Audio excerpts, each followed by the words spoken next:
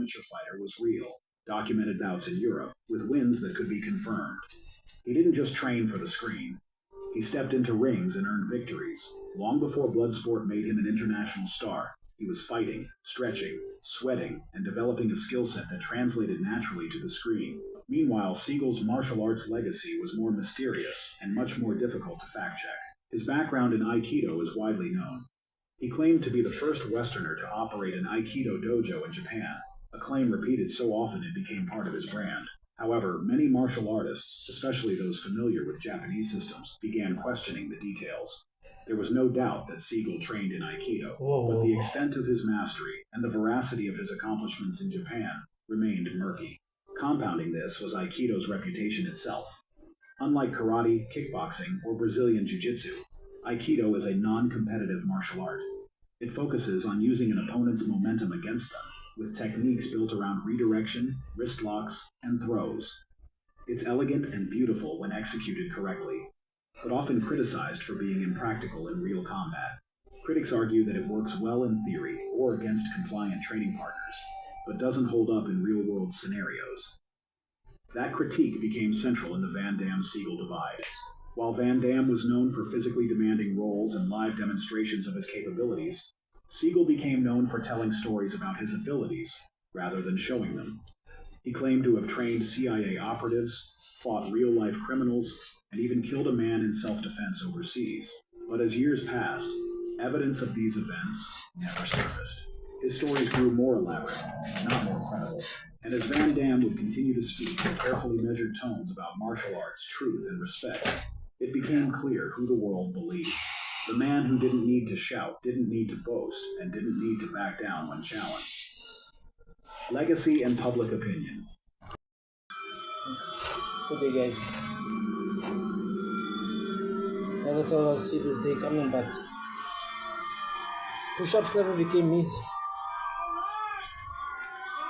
I tried to do one hand, I didn't usually intend. But all of a sudden, they just seem so difficult.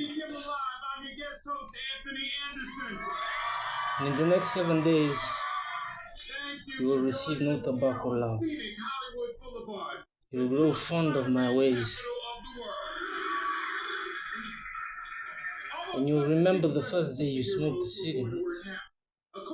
And you'll realize that all the money you have upon your auto,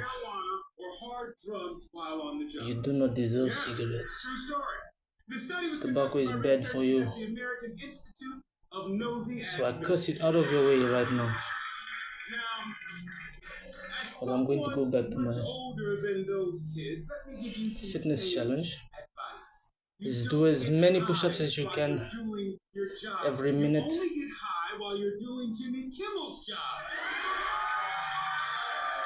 So hope you like, enjoy, learn a few tips.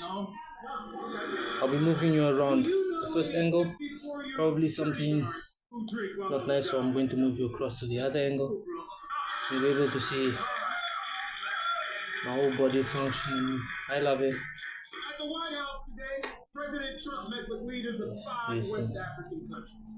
Things got off to a rough start when he congratulated them on winning the NBA Finals. Will bear the name President Donald J. Trump Boulevard. Yeah, this is the story.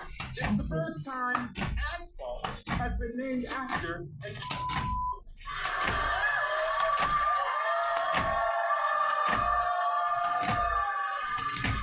If you're wondering what's going down on Trump Boulevard, I'm guessing it'll be stuff like this. Things began when a deputy says he spotted Jacob Caldwell walking down the highway at 4:20 in the morning. And that is when things quickly escalated. Get over here. You already shot a flare gun at me. Get on the ground. But Caldwell did not get on the ground. Instead, deputies say he took off his pants. It's called a voluntary strip search. Right. You guys know about Grok, the AI chatbot on Twitter? Okay. Well, over the past few days, Grok has posted multiple comments attacking Jewish people and praising Hitler. Wait a minute. Don't we already have a Twitter account posting crazy Nazi propaganda? Ah, yeah. That's the one. Now, to their credit, Twitter put out a statement. They said, we are aware of recent posts made by Grok and are actively working to remove the inappropriate posts.